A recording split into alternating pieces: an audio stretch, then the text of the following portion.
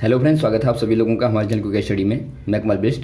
इस वीडियो के माध्यम से दोस्तों आपके यहाँ पर कराऊंगा आर्मी टेक्निकल एनए का दोस्तों केमिस्ट्री का पार्ट नंबर 23, यानी कि दोस्तों यहाँ पर आपको मिलेगा रसायन विज्ञान का भाग नंबर 23।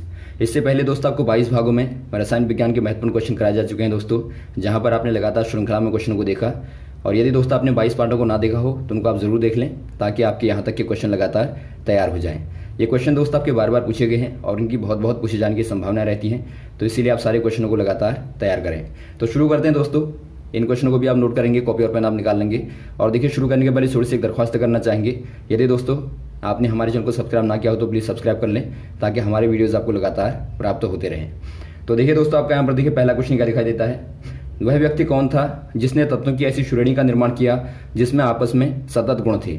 यानी कि दोस्तों आपको बताना है, name the person who develop a table of elements which reveal regularities in elemental properties. दोस्तों यहाँ पर देखिए, शुरुआत में जो एक टेबल बनाई थी दोस्तों, एलिमेंटों की टेबल बनाई थी दोस्तों, जिनमें एक प्रकार से क्या था, एलिमेंटल रेगुलर प्रॉपर्टीज थी। यानी कि दोस्तों जो एलिमेंट थे, जो आपके तत्व थे, उनमें आपस में गुणों के आधार पर एक टेबल बनाई गई थी। तो ये आपको बताना है किसने बनाई थी। ये दोस्तों यहाँ पर देखिए मेंडेलीफ ने बनाई थी, आपको मालूम होगा मेंडेलीफ ने दोस्तों बनाई थी। और ये आपकी दोस्तों एटॉमिक मास के आधार पे, या फिर आप कहें दोस्तों परमाणु द्रव्यमान के आधार पर बनाई गई थी। जबकि आप देखते हैं दोस्तों, जो आधुनिक वाली है, जो मॉडर्न वाली है दोस्तों, वो आपकी एटॉमिक नंबर के आधार पर है। तो ये क्वेश्चन भी बार बार आता है कि बताइए मेंडेलीफ की जो श्रेणी थी, या फिर आपके जो पीरियोडिक टेबल थी दोस्तों, वो किसके आधार पर थी, किसके बेस पे थी। तो आप कह देंगे एटॉमिक मास के आधार पर थी। और यदि आप मॉडर्न की बात करें दोस्तों, वर्तमान वाली की बात करें, ये दोस्तों आपकी एटॉमिक नंबर के आधार पर है। तो यहाँ पर हो जाएगा दोस्तों मेंडेलीफ, ऑप्शन नंबर सी वाला। अगला क्वेश्चन देखिए दोस्तों, एस ऑर्बिटल में कितने इलेक्ट्रॉन भरे जा सकते हैं। आपको बताना है how many electrons can occupy in S orbital. दोस्तों यहाँ पर देखिए, जो ऑर्बिटल होते हैं आप जानते हैं एसपीडीएफ, अलग अलग प्रकार के ऑर्बिटल होते हैं। यहाँ पर दोस्तों यदि आप एस ऑर्बिटल की बात करें तो यहाँ पर होते हैं केवल एक बॉक्स होता है, और एक बॉक्स में दोस्तों 2 इलेक्ट्रॉन होते हैं जो कि अपोजिट स्पिन में होते हैं दोस्तों। यानी कि एक ऊपर को जाएगा, एक नीचे को दोस्तों चक्रण करता है। तो यहाँ पर एस में केवल 2 होते हैं। यदि आप बात करें दोस्तों पी की, तो पी में आपके 3 बॉक्स होते हैं, और प्रत्येक बॉक्स में आपके 2 आएंगे दोस्तों अपोजिट स्पिन में। तो क्या हो जाएंगे, यहाँ पर आपके 6 हो जाएंगे। वैसे ही आप दोस्तों डी में जाएंगे तो यहाँ पर आप देखेंगे 5 बॉक्स होते हैं, और प्रत्येक में 2 आएंगे तो 10 होंगे। तो इस प्रकार से दोस्तों आप इनको फिलअप करते हैं। तो यहाँ पर जो आपका आंसर हो जाएगा, एस ऑर्बिटल में दोस्तों मैक्सिमम 2 होते हैं। ऑप्शन नंबर आपका ए वाला सही हो जाएगा, जो कि दोस्तों अपोजिट स्पिन में होते हैं। अगला क्वेश्चन देखिए दोस्तों, यहाँ पर आपको पूछा गया है, किसी केंद्रीय धात्विक परमाणु से जुड़े अणुओं अथवा आयनों को निम्न में से कौन बताता है। यानी कि दोस्तों यहाँ पर आपको पूछा गया है, which of the following terms refers to the number of molecules और ions attach to the central metal atom. दोस्तों यहाँ पर देखिए, जो सेंट्रल मेटल एटम होता है दोस्तों, पहले आपको समझना पड़ेगा वो क्या होता है।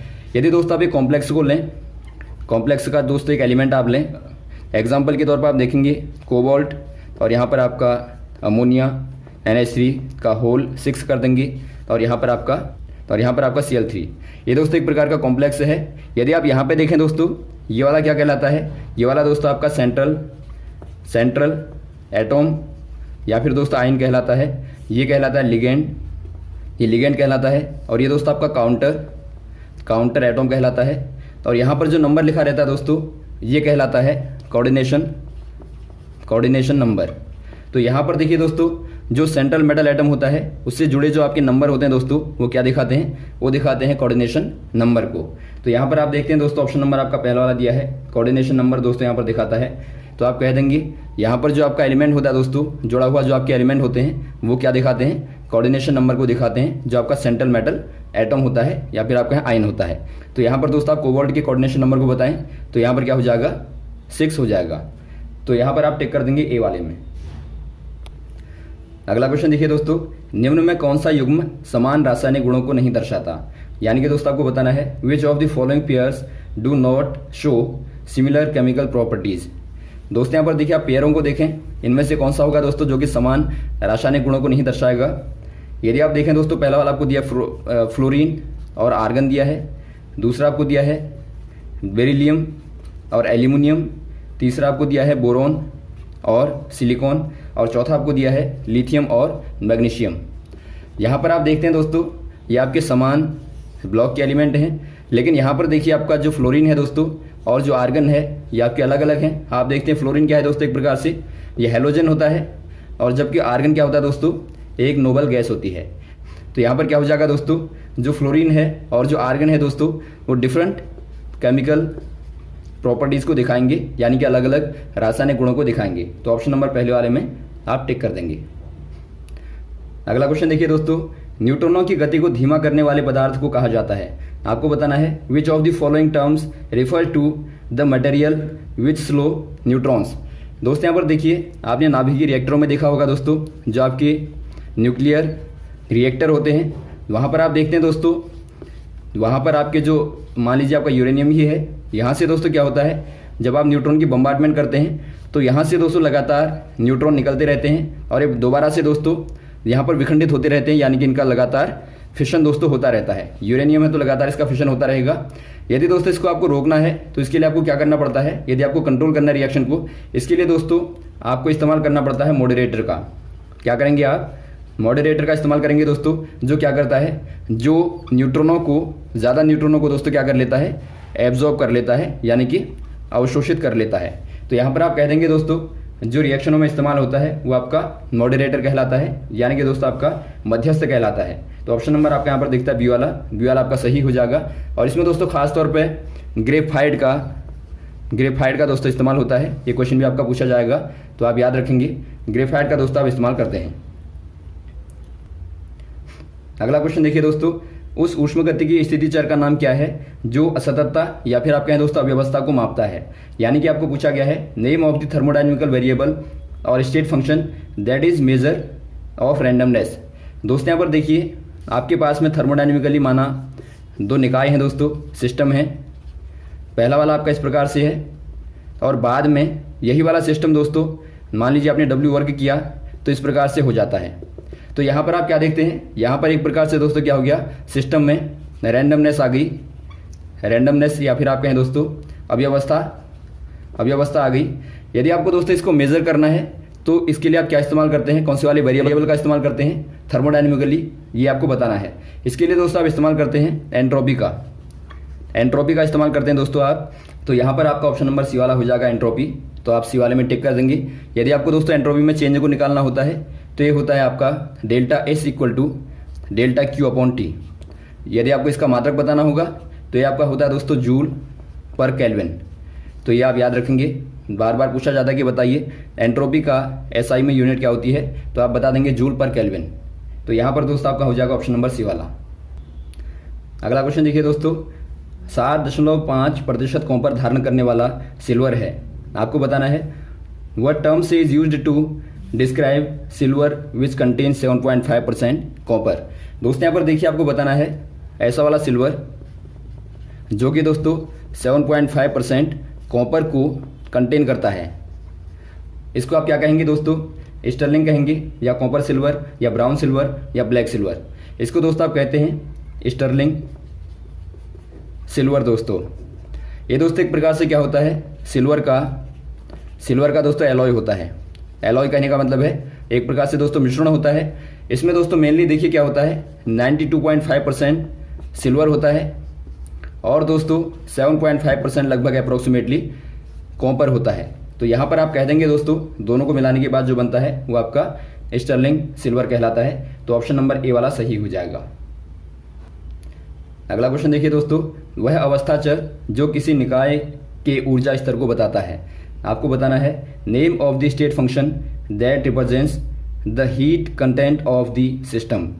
यदि आप बात करें दोस्तों थर्मोडायनेमिक में, यानी कि ऊष्मगतिकी में आप देखें दोस्तों, यदि आप थर्मोडायनेमिकली कोई निकाय को देखें तो यदि आपको इस निकाय की दोस्तों हीट कंटेंट को बताना है, जो हीट कंटेंट होती है दोस्तों, इसको आप कहते हैं U प्लस PV, यानी कि दोस्तों आप H बराबर कहते हैं U प्लस PV, जहाँ पर U होती है दोस्तों इंटरनल एनर्जी और PV क्या होती है, प्रेशर इनटू वॉल्यूम होता है।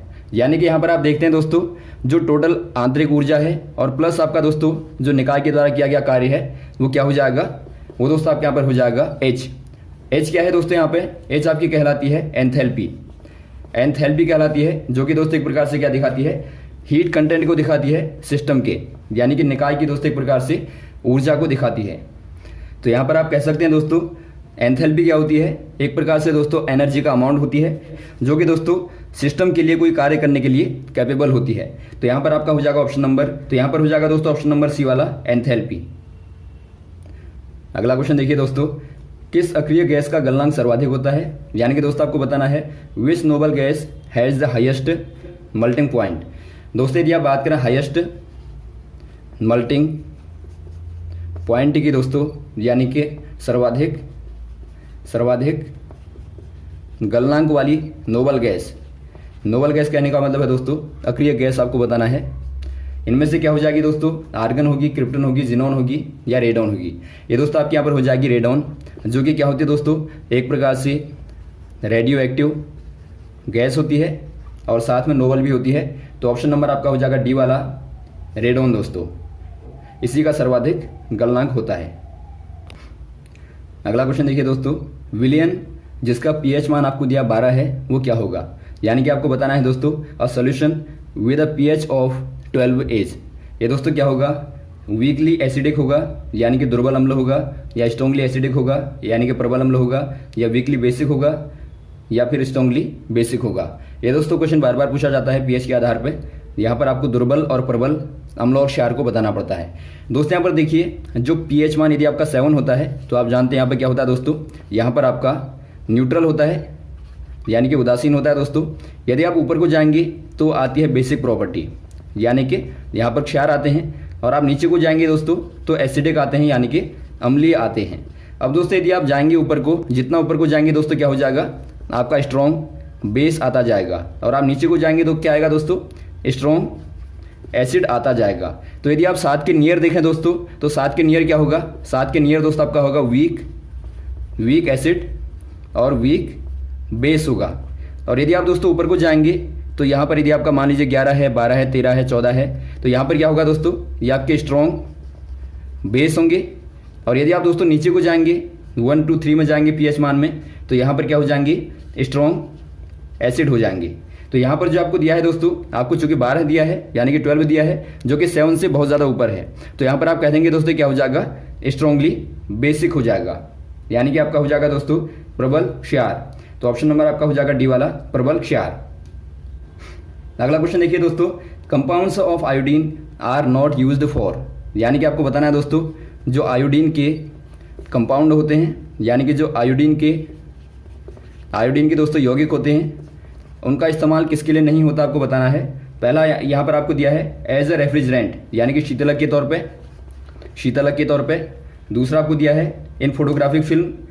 तीसरा आपको दिया है as an essential part of diet, और चौथा आपको दिया है एज एन एंटीसेप्टिक।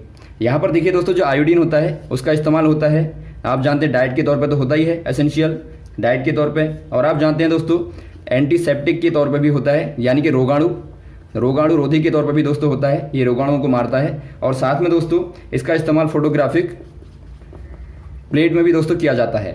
यहाँ पर आपको शुरुआत वाला जो दिया है दोस्तों रेफ्रिजरेंट के तौर पे, यानी कि शीतलक के तौर पे इसका इस्तेमाल नहीं होता, क्योंकि दोस्तों आयोडीन क्या होता है एक प्रकार से ये गर्म होता है। तो यहाँ पर आप कह देंगे दोस्तों इसका इस्तेमाल शीतलक के तौर पे नहीं होता। तो ऑप्शन नंबर पहला वाला आपका सही हो जाएगा। और साथ में दोस्तों आप ये भी याद रखेंगे इसका इस्तेमाल कहाँ पर होता है। तो यहाँ तक दोस्तों आप क्वेश्चन को तैयार करें, इसके बाद आपको नेक्स्ट वाले पार्टों में क्वेश्चन को लगातार कराते रहेंगे श्रृंखला में। ओके, थैंक्स, जय हिंद, जय भारत।